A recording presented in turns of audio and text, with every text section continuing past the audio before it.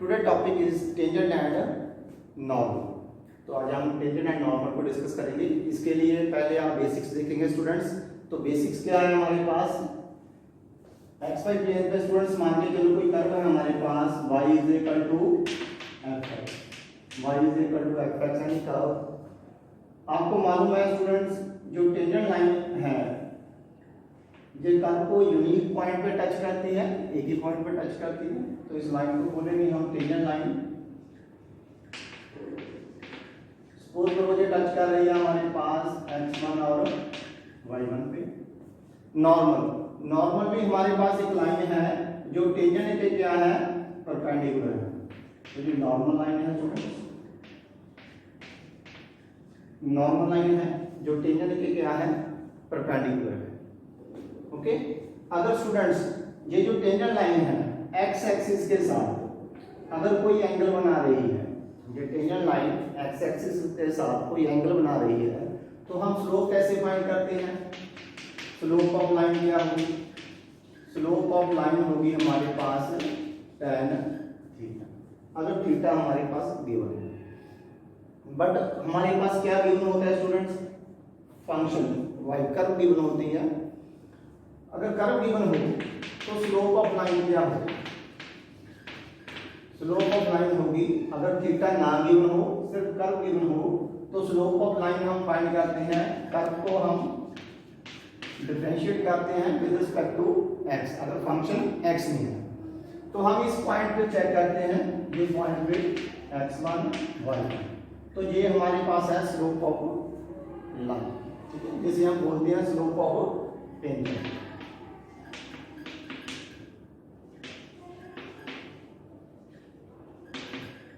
तो slope of tangent को denote हम स्टूडेंट डिनोट करना हो तो m के साथ डिनोट करते हैं। अब स्लोप ऑफ टेंजेंट आ गई हमारे पास कर्व का डेरिवेटिव जिसे हम डिनोट करते हैं m के साथ। अगर आपने स्लोप ऑफ नॉर्मल निकालनी हो, स्लोप ऑफ नॉर्मल, तो स्लोप ऑफ नॉर्मल क्या होगी? स्लोप ऑफ टेंजेंट का negative reciprocal. Slope of tangent का नेगेटिव रेसिप्रोकल है स्टूडेंट स्लोप ऑफ नॉर्मल, या आप कह सकते हो -1 अपॉन अंडरस्टैंड। नेक्स्ट देखो, अगर हमारे पास अब हम देखते हैं students tangent parallel to X axis, tangent parallel to X axis. तो ये टेंजेंट है और y is equal to fx यानी करता है स्टूडेंट। तो अगर tangent parallel to X axis है तो क्लियर है स्टूडेंट ये एक्स एक्सिस के साथ कोई एंगल नहीं बना रही। इट मींस स्लोप क्या होगी हमारी? 0 होगी।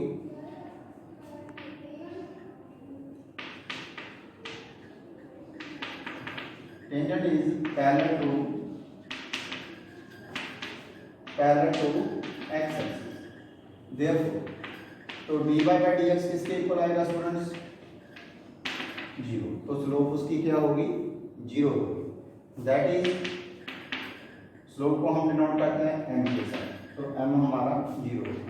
अगर tangent parallel to y axis है student, tangent is parallel to y axis, अगर tangent parallel to y axis है, मान लीजिए ये टेंजेंट है जो पैरेलल टू क्या है?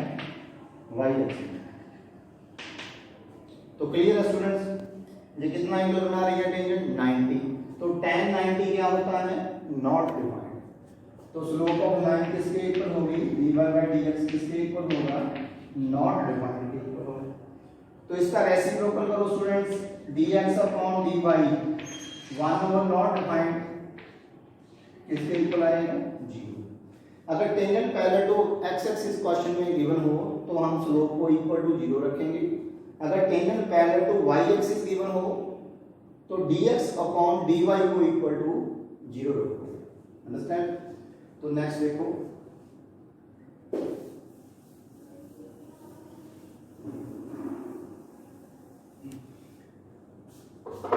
अब हम फाइंड करेंगे इक्वेशन ऑफ टेंजेंट।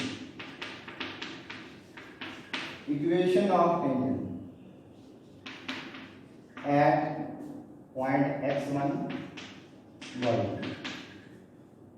तो इक्वेशन ऑफ टेंजेंट क्या होगी स्टूडेंट? इस लाइन की इक्वेशन कैसे फाइंड आउट करोगे? आप हमारे पास फार्मूला है y minus y1 slope of tangent, जो इस लाइन की स्लोप होगी m x माइनस x1। ये इक्वेशन ऑफ टेंजेंट है।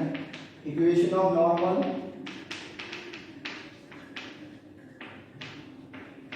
इक्वेशन ऑफ नॉर्मल फाइंड करनी होगा आपने इस पॉइंट के ऊपर।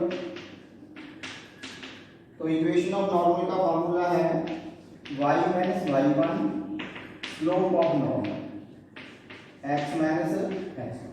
अगर equation of tangent find out करनी है तो आप स्लोप ऑफ टेंजेंट लेकर चलोगे। अगर इक्वेशन ऑफ आपने नॉर्मल फाइंड करनी है तो स्लोप ऑफ नॉर्मल लेके चलोगे। अंडरस्टैंड?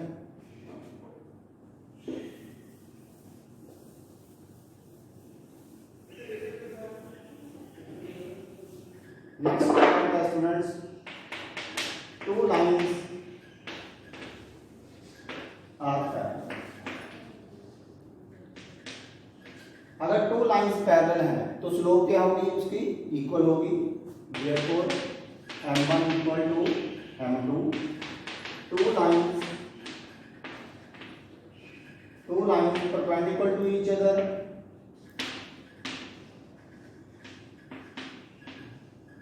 अगर two lines perpendicular to each other हैं तो प्रोडक्ट ऑफ स्लोप क्या होगी हमारे पास? -1।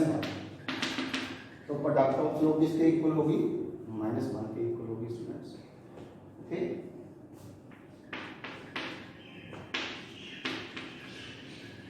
Angle between two curves. Two curve के बिटवीन आपने एंगल फाइंड आउट करना है स्टूडेंट्स। तो उसके लिए हमारे पास रिजल्ट है tan theta is equal to m2 minus m1 upon 1 plus m1 m। तो इन रिजल्ट को स्टूडेंट्स हम फॉलो करेंगे और एक्सरसाइज के क्वेश्चन भी बनाने करेंगे। तो कुछ एक्सरसाइज के क्वेश्चन देखते हैं हम पहले।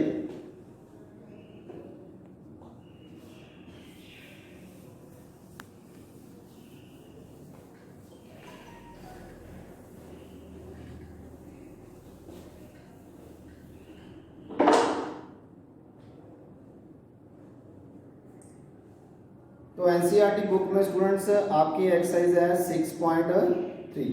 तो 6.3 के कुछ क्वेश्चन देखते हैं हम पहले। देखो फर्स्ट क्वेश्चन आपकी बुक का।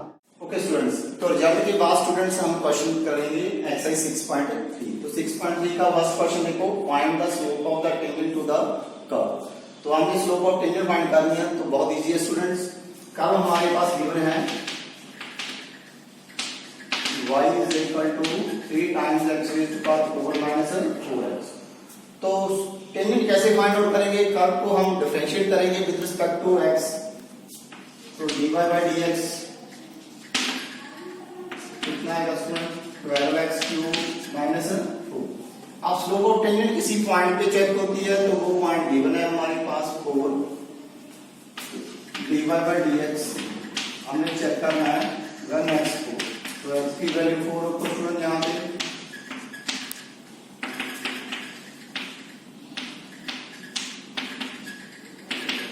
तो इसे आप सिंपलीफाई करोगे तो आपका आंसर है।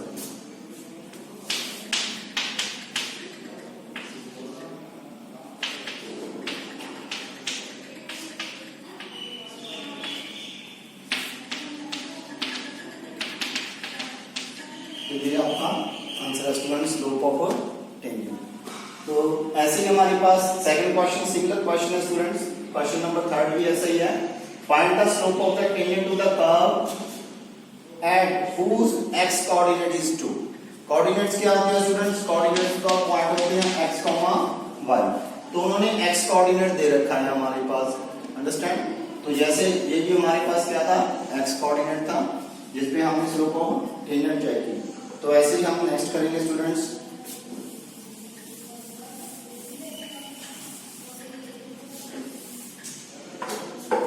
Question number 3। थर्ड क्वेश्चन में गिवन है हमारे पास y is equal to x cube minus x plus 1। तो इसे भी डिफरेंशिएट करो आप। ओके, तो x कोऑर्डिनेट्स गिवन है स्टूडेंट्स हमारे पास 2। तो 2 पे चेक।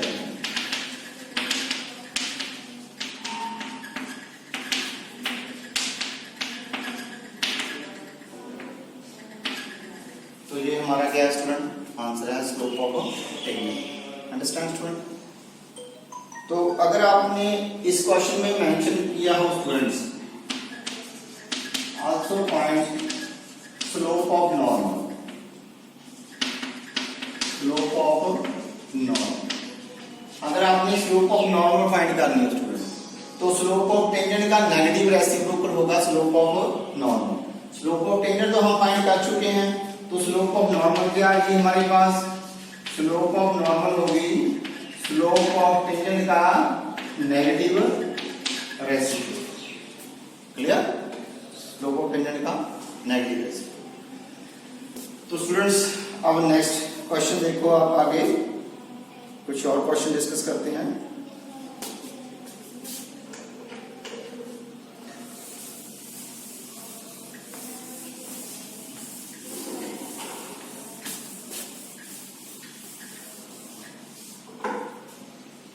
जैसे क्वेश्चन नंबर 5 देखो students, find the slope of the normal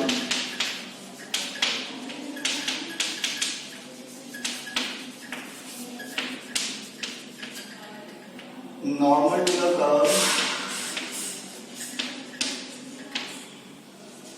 x is equal to a cos cube theta, y is equal to a sin cube and theta is equal to pi by 2। तो इस question में students हमने क्या find करना है, slope of normal find करनी है। तो स्लोप ऑफ नॉर्मल से पहले हम slope of tangent find out करेंगे। स्टूडेंट्स इस स्टेटमेंट को देख के आपको क्लियर हो रहा है कि पैरामेट्रिक फॉर्म है। तो पैरामेट्रिक फॉर्म में dy by dx किसके इक्वल होता है, dy by d theta upon dx upon d theta। तो first we find dx upon d theta and dy by d theta।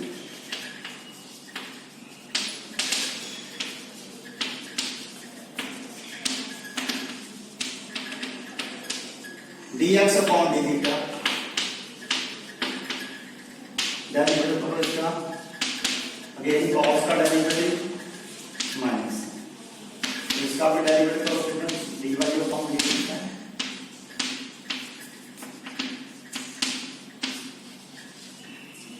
Okay, तो dy by dx किसके इक्वल होगा students, dy by dx होगा हमारे पास पैरामेट्रिक फॉर्म में dy upon d theta upon dx upon d।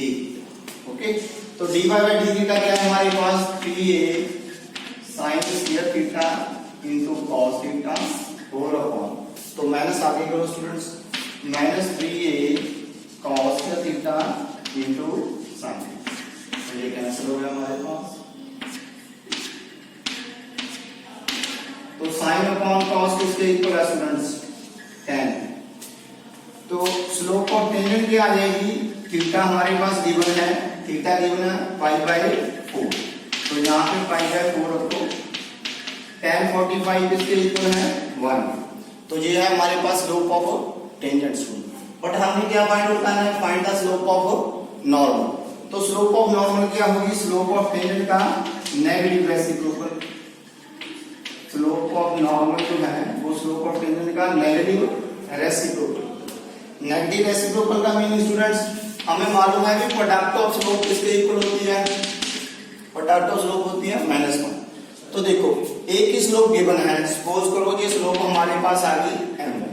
अगर slope m1 हमारे पास -1 है, तो m2 की स्लोप हमें फाइंड करनी है। माइनस के साथ माइनस क्या हो जाएगा, कैंसिल, m2 आ जाएगा 1। तो वो उसे हम बोलते हैं स्लोप ऑफ नॉर्मल। अंडरस्टैंड।